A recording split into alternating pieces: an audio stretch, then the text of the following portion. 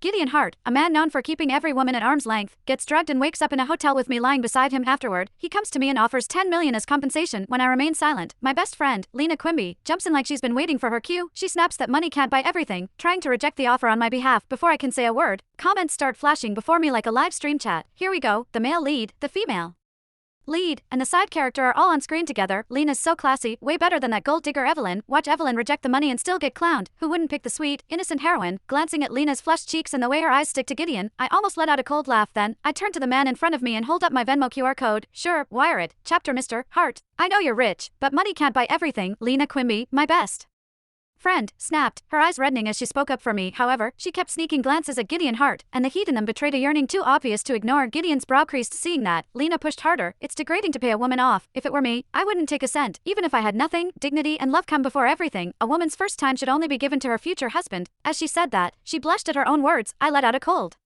laugh. This was exactly what happened in my previous life. Last time, I let Lena goad me. I couldn't bear the shame, so I refused Gideon's offer. Later, when bills piled up, she egged me on to ask him for money. In the end, things spiraled, and I was thrown out of Kingsborough. I had nothing left and hit rock bottom. Lena could put on and act all she wanted in this life. She just wasn't going to polish her halo with my money again. I looked up and met the eyes of the refined man across from me.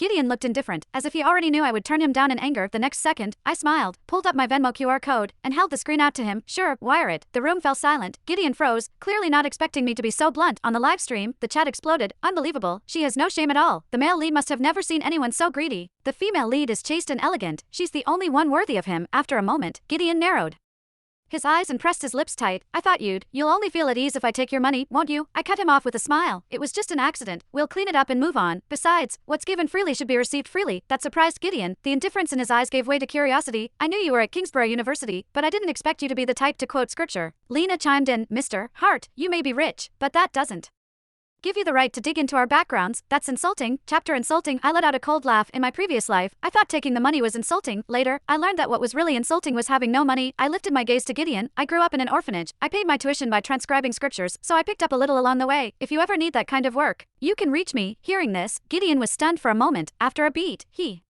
pulled out his phone and said, in that case, let's exchange contacts. After saving my contact, Gideon glanced at me and added, I'll transfer $10 million. You shouldn't have to worry about tuition again. Lena's face hardened. Evelyn, if you think of me as your friend, don't take that money. Why not? I retorted. If we don't share the same values, we don't need to be friends. Lena looked stunned and started to speak, but Gideon silenced her with a cold glance. This is between Evelyn and me.